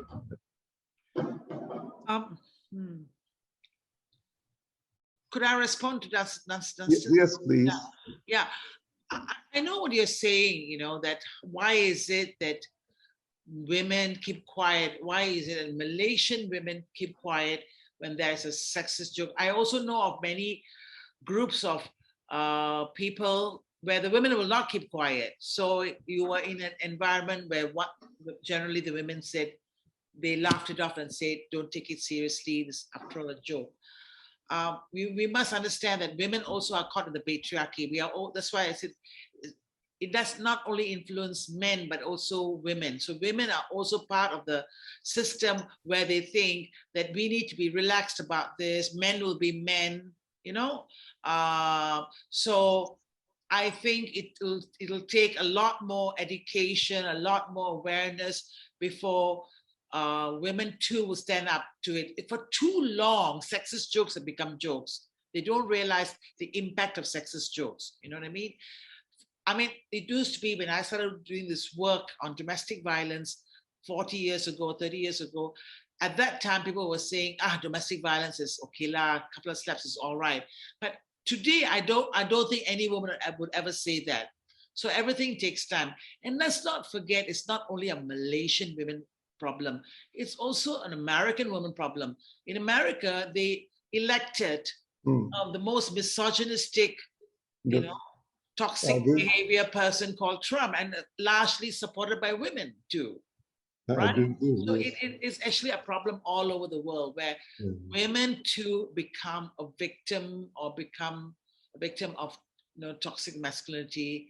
And so I think, like everything else, it'll take some time before we change. But I think for me, I see it as the fact that a 17-year-old and her father are saying no to this, the fact that many young women, anonymous, are saying on social media that period shaming is not, it wasn't the case. 30 years ago, even 10 years ago, people are not talking about it, but now more and more people are talking. So I see a change in attitude happening, right? But of course, every once in a while, you'll have that, a few women who say, oh, it's okay, but that's also changing. That will also change where it becomes, if somebody says that, everybody must turn around and say, no, you're wrong. This is not a joke. And slowly that will also become a normal behavior, Yes, I agree with you. I mean, what I'm a bit amazed is that, as I said, I came across, someone reported to me when I said, why do you laugh 30 years ago? Not exactly the same sentence being repeated in 2021, which we have not come a long way. The other issue is this, just now somebody said that in America, they have all kinds of educational program about men, women, and all these things. Yet America is one of the most sadistic country in the world, because I live there. I know. I mean, this education thing in the university doesn't, in fact, the American university is the most male-dominated place. All right. So America is a terrible example. Yeah. And I don't know. I mean, I do feel that sometimes when we take the issues at a certain level of it, at a higher level, many people generally just don't, this is a bunch of people talking. It doesn't kind of internalize to them that their everyday behavior should reflect that value, of equality. It's just done that, and it is a lot of work. But of course, if you do get it into the laws, at least it's a signal that at least you can point to people, say, look, it is not right to do that. Even the law accept that. And that is something, it's a long battle, I agree with it. And I am a columnist, I write every Sunday. So it just occurred to me that I'm going to come up with a title called, It is a War, Not a Battle. You see, we're actually fighting a war. It's not just we win a few small battles here and there. It is a long drawn thing, Now, just one last thing I'll give you example to you about this kind of male-dominated societies we live in the world is that I used to be in a students' movement in England. This was many years ago. This was 40, 50 years ago, right? And I find it's very interesting in the student movement, they all talk about women's rights, they talk about this. And then when we had a break, they said, all the ladies go and make tea, you see? And this is a kind, we have a lot of highfalutin principle. We pass resolution and all this kind of thing, right? And then when it comes to practical thing, the ladies have to go and make teas and the men will go and drink beer or something. This is, yeah. But anyway, I really respect you guys, and I hope to get to know more of you in your work and maybe in other fields. Thank you very much. Thank you, Dunstan. I'm afraid that we are running a bit out of time. So I just quickly goes back to some of the comment and questions. So one of the questions were earlier raised by a username called Queer Squad, which asked about, I have a question, is that in a misogynist society, there are teachers who are misogynist and treat girls and boys very differently. When this situation happens in school, how can we handle this? And how can we deconstruct the rape culture from which part of society? Thank you. I believe that this is somehow answered by Rosanna earlier on addressing the norm and culture in schools. Or any of you would like to readdress this question again? There should be strict SOPs. There should really be a strict guideline for teachers about gender equality, about respectful relationships, what is allowed, not allowed in schools. All of these things have actually in the 30-odd years I was working with Women's Aid. Ministry of Education was already beginning to look at this. In fact, we were talking to the PH government about trying to make sure that sexual harassment policies should be introduced in schools. Let's not wait while we wait for the sexual harassment law. We can immediately start putting into policy a sexual harassment policy in all schools. There was already an opening there, but of course we know now that governments have changed.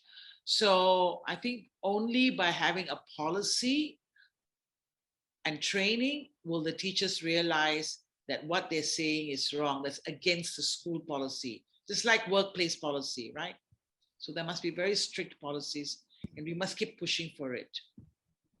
Can I just add that, Malaysia Kini has already submitted a list of 15 schools to the Ministry of Education to tell them where period spot checks are happening. I think that's one of the things that,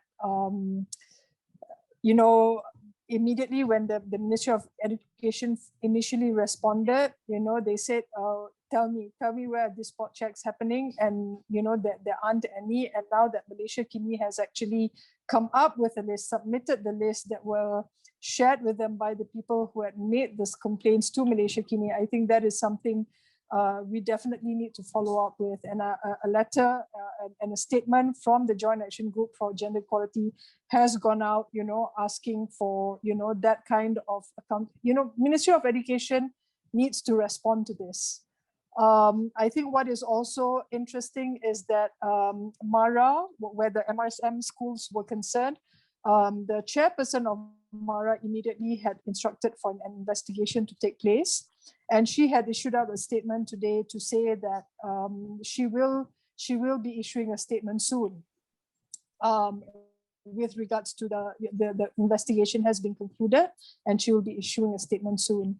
And I think one of the, we also need to remember the reactions of the NUTP last night.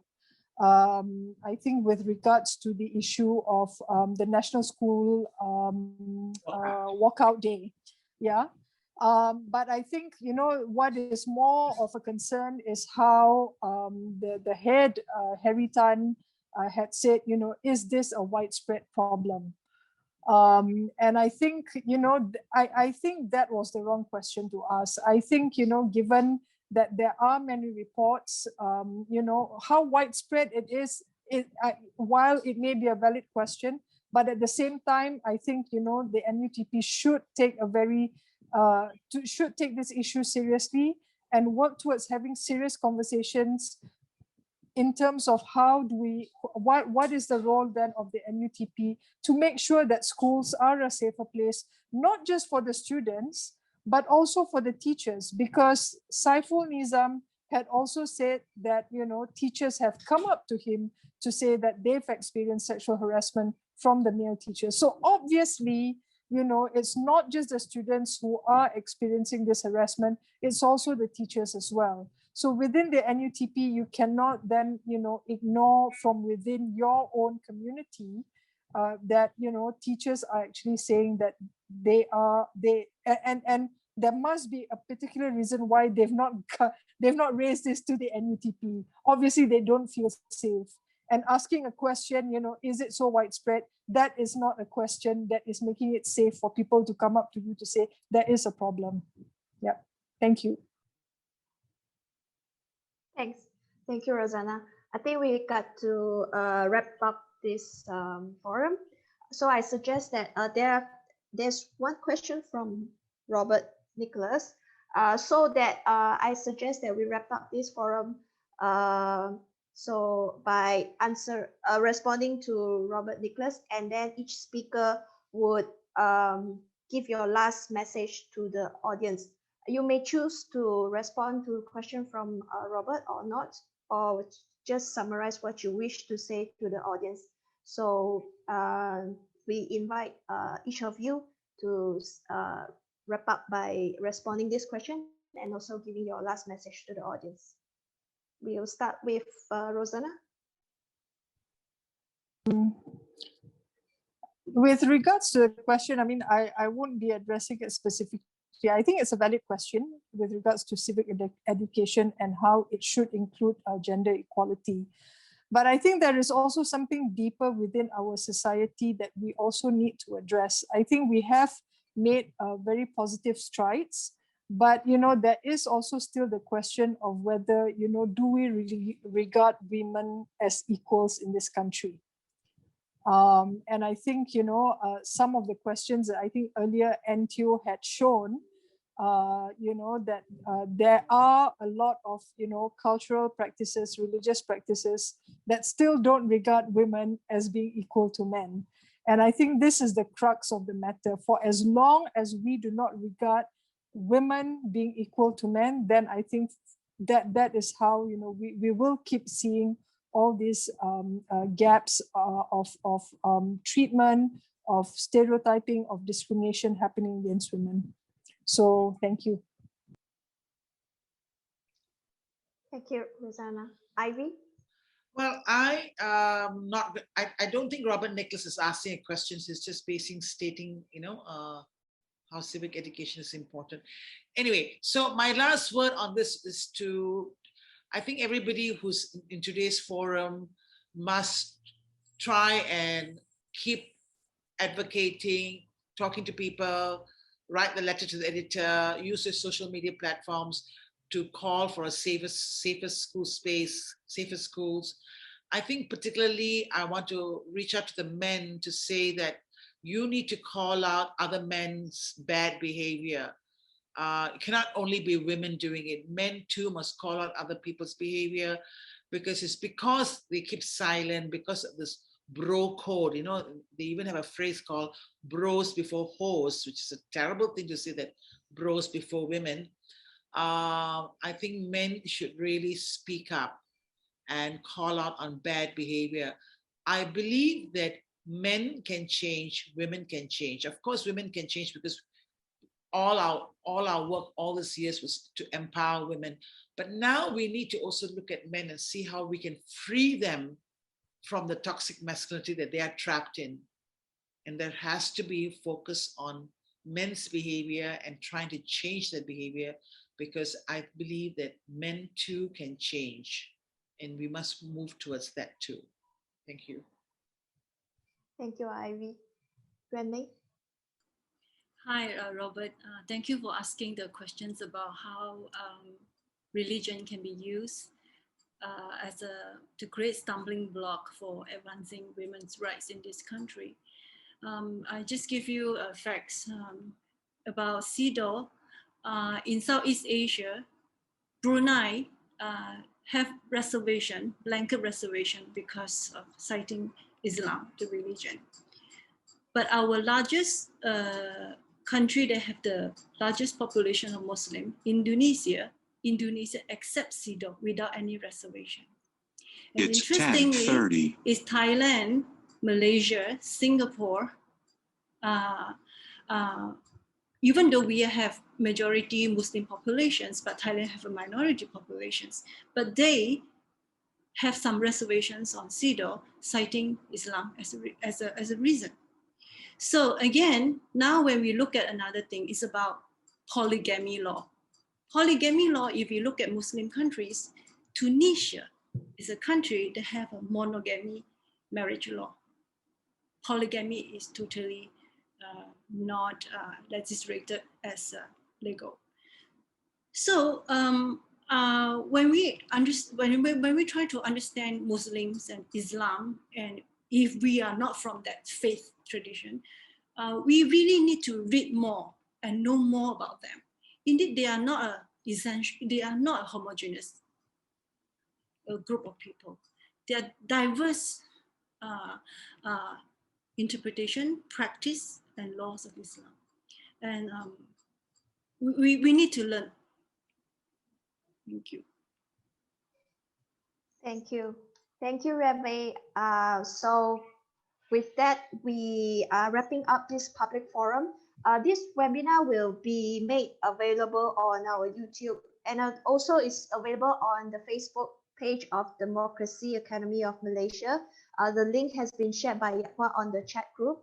So if you want to recap the points shared during this forum, you may have access to all these links. So once again, we thank you to all our speakers, Ivy, Remy, and Rosanna. Thank you so much for taking time and sharing.